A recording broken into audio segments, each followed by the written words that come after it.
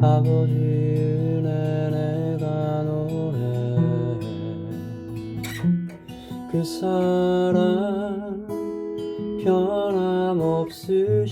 변함없으신 거짓 없으신 성실하신 그 사랑 상한 갈 때 꺾지 않으시는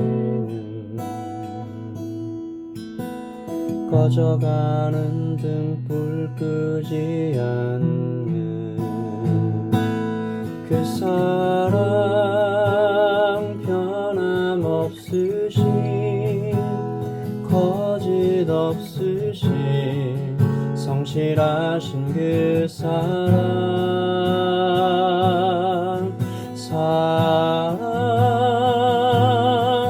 그 사랑 날 위해 죽으신 날 위해 다시 사신 예수 그리스도 다시 오실 그 사랑 죽음도 생명도 천사도 하늘의 어떤 권세도 끊을 수 없는 영원한 그 사랑 예수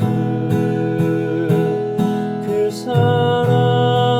사랑 날 위해 죽으신 날 위해 다시 사신 예수 그리스도 다시 오실 그 사랑 죽음도 생명도 천사도 하늘의 어떤 권세도 끊을 수 없는 영원한 그 사랑 예수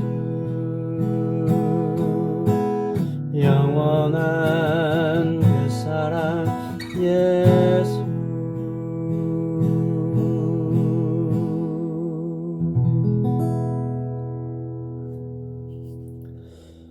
하나님 아버지 감사합니다. 오늘도 새로운 아침을 주셨습니다. 주님, 이 아침을 주님 뜻대로 잘 살아갈 수 있도록 도와주시옵소서. 우리를 부르시고 우리를 기다리시고 우리와 동행하시는 주님의 은혜와 함께 살아가는 오늘 하루 되게 하시기를 원합니다. 감사합니다. 예수님의 이름으로 기도합니다. 아멘. 오늘 주신 하나님의 말씀은 누가복음 15장 11절부터 32절까지 말씀입니다. 누가복음 15장 11절부터 32절까지 말씀을 저와 여러분이 함께 읽도록 하겠습니다. 11절입니다. 또 이르시되 어떤 사람에게 두 아들이 있는데 그 둘째가 아버지에게 말하되 아버지여 재산 중에서 내게 돌아올 분깃을 내게 주소서 하는지라 아버지가 그 살림을 각각 나눠 주었더니 그 후 며칠이 안 되어 둘째 아들이 재물을 다 모아가지고 먼 나라에 가 거기서 허랑방탕하여 그 재산을 낭비하더니 다 없앤 후 그 나라에 크게 흉년이 들어 그가 비로소 궁핍한지라 가서 그 나라 백성 중 한 사람에게 붙여 사니 그가 그를 들로 보내어 돼지를 치게 하였는데 그가 돼지 먹는 쥐염 열매로 배를 채우고자 하되 주는 자가 없느니라. 이에 스스로 돌이켜 이르되 내 아버지에게는 양식이 풍족한 품꾼이 얼마나 많은가. 나는 여기서 주려 죽는구나. 내가 일어나 아버지께 가서 이르기를 아버지 내가 하늘과 아버지께 죄를 지었사오니 지금부터는 아버지의 아들이라 일컬음을 감당하지 못하겠나이다. 나를 품꾼의 하나로 보소서 하리라 하고 이에 일어나서 아버지께로 돌아가니라. 아직도 거리가 먼데 아버지가 그를 보고 측은히 여겨 달려가 목을 안고 입을 맞추니 아들이 이르되 아버지 내가 하늘과 아버지께 죄를 지었사오니 지금부터는 아버지의 아들이라 일컬음을 감당하지 못하겠나이다 하나 아버지는 종들에게 이르되 제일 좋은 옷을 내어다가 입히고 손에 가락지를 끼우고 발에 신을 신기라. 그리고 살진 송아지를 끌어다가 잡으라. 우리가 먹고 즐기자. 이 내 아들은 죽었다가 다시 살아났으며 내가 잃었다가 다시 얻었노라 하니 그들이 즐거워하더라. 맏아들은 밭에 있다가 돌아와 집에 가까이 왔을 때 풍악과 춤추는 소리를 듣고 한 종을 불러 이 무슨 일인가 물은데 대답하되 당신의 동생이 돌아왔음에 당신의 아버지가 건강한 그를 다시 맞아들이게 됨으로 인하여 살찐 송아지를 잡았나이다 하니 그가 노하여 들어가고자 하지 아니하거늘 아버지가 나와서 권한대. 아버지께 대답하여 이르되 내가 여러 해 아버지를 섬겨 명을 어김이 없거늘 내게는 염소 새끼라도 주어 나와 내 벗으로 즐기게 하신 일이 없더니 아버지의 살림을 창녀들과 함께 삼켜버린 이 아들이 돌아오매 이를 위하여 살진 송아지를 잡으셨나이다. 아버지가 이르되 예 너는 항상 나와 함께 있으니 내 것이 다 내 것이로되 이 내 동생은 죽었다가 살아났으며 내가 잃었다가 얻었기로 우리가 즐거워하고 기뻐하는 것이 마땅하다 하니라. 아멘. 하나님의 말씀입니다. 한 번 더 읽으시면서 묵상하시겠습니다.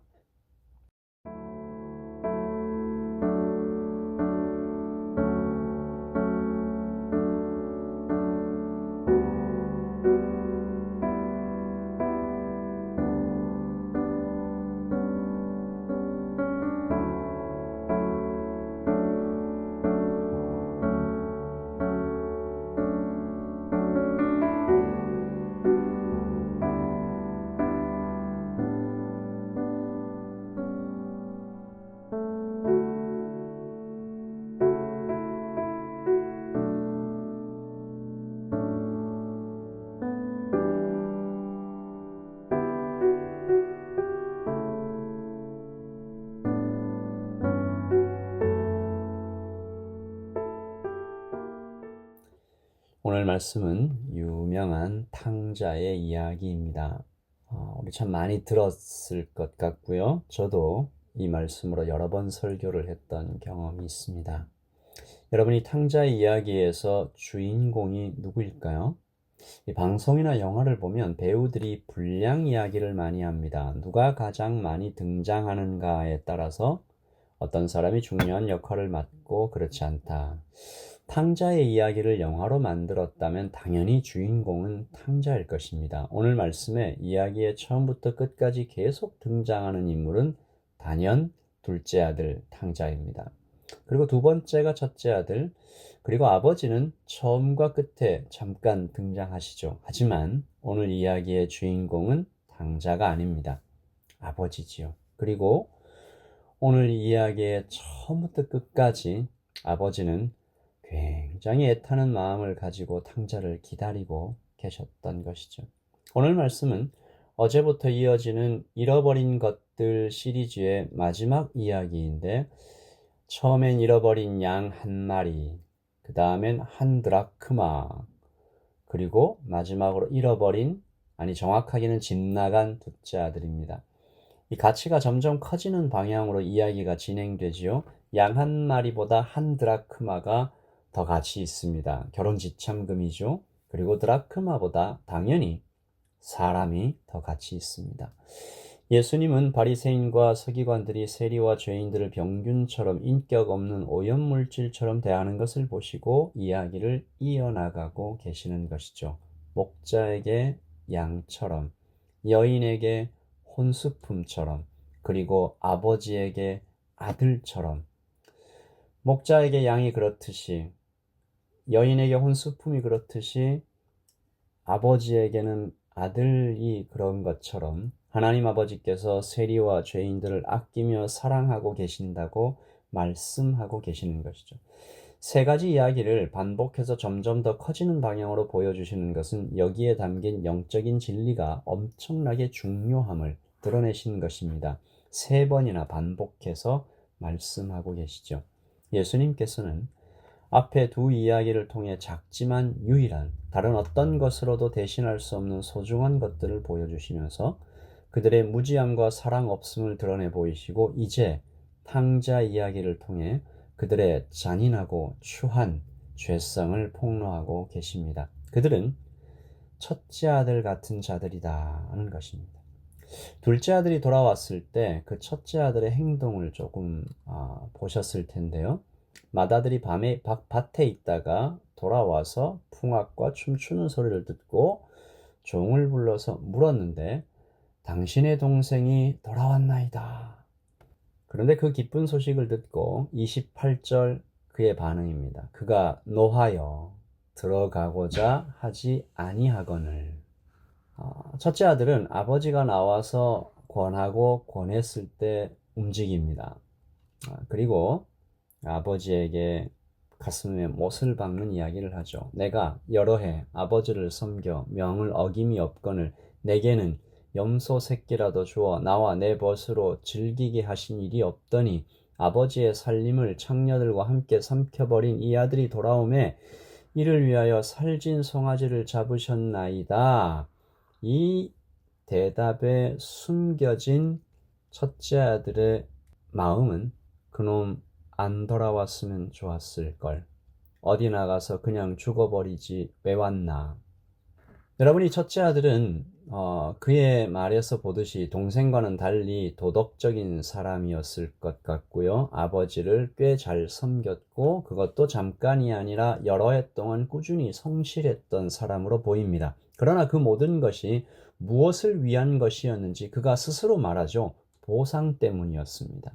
무엇인가를 바라고 아버지도 그것을 잘 알고 계셨던 것 같아요. 31절에 보면 아버지가 이르되 너는 항상 나와 함께 있으니 그러고 뭐라고 말씀하시죠? 내 것이 다 내 것이로되.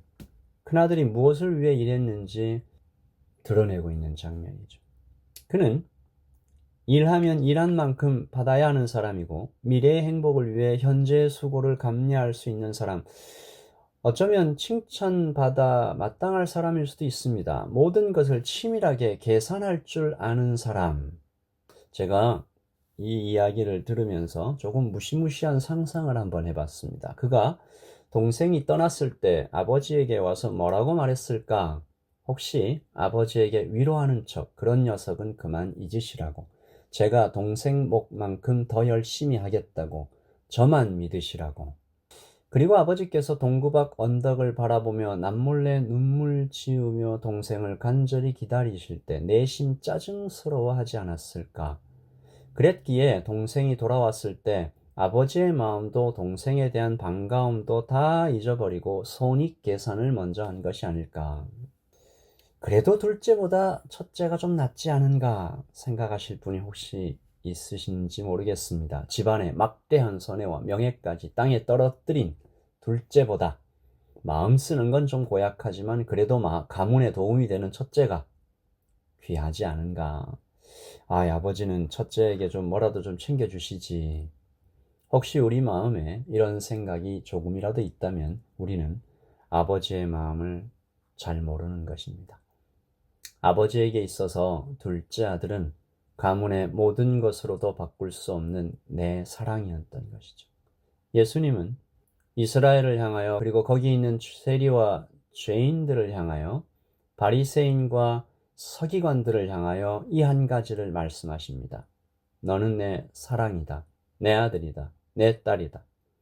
비록 세리와 죄인같이 내 이름을 모욕하고 재산을 다 탕진하고 거짓골을 해서 나타나도 너는 내 사랑이다. 그리고 하나님 아버지께서는 첫째 아들에게도 똑같은 메시지를 주십니다. 너도 내 아들이다. 31절과 32절을 보시면 아버지가 이르되 너는 항상 나와 함께 있으니 내 것이 다 내 것이로되 이 내 동생은 아버지가 첫째 아들의 그 사랑 없음과 잔인함과 자신의 마음을 알아주지 못하는 그 모든 것을 다 알고 계셨고 심지어 자기 앞에서 이런 말까지 하는 그 첫째 아들에게 넌 내 아들 아니다 이제부터. 내 마음도 모르고 동생도 사랑하지 않고 내심 차라리 죽었으면 하는 너같이 잔인한 녀석은 내 아들 될 자격이 없다라는 말씀을 찾아볼 수 없습니다. 아버지는 첫째도 부르십니다. 우리 함께 즐거워하고 기뻐하자. 우리가 즐거워하고 기뻐하는 것이 마땅하다. 오늘 탕자의 이야기는 거기에 함께 있었던 세리와 죄인들 그리고 바리새인과 서기관들에게 똑같이 질문합니다. 나는 하나님 앞에 누구인가? 둘째처럼 실수가 많고 엎어지고 넘어지는 사람인가? 첫째처럼 마음이 딱딱하고 누군가를 미워하고 있는가? 그러나 사랑이 많으신 우리 아버지 하나님께서 모두 똑같이 사랑하신다. 그러므로 그 아버지의 마음을 알고 우리가 함께 즐거워하고 기뻐하자. 그렇게 우리가 교회를 세워가자. 하나님의 나라를 이 땅에 만들어가자. 누가 누구를 향해 정죄하고 첫째 아들은 둘째 아들에게, 둘째 아들은 첫째 아들에게, 또 이 이야기를 듣는 우리는 아버지에게, 또 첫째 아들에게 비난하고 이런 모습이 아니라 우리 이 이야기의 처음부터 끝까지 눈물로 그리고 한숨으로 그러나 짙은 사랑으로 이야기를 이끌어 가시는 이야기 속에 숨어 계시는 아버지의 사랑을 발견하는 오늘이 아침이 되시기를 예수님의 이름으로 축복합니다. 이야기를 들으며 예담교회를 향하여 하나의 꿈을 꾸게 됩니다.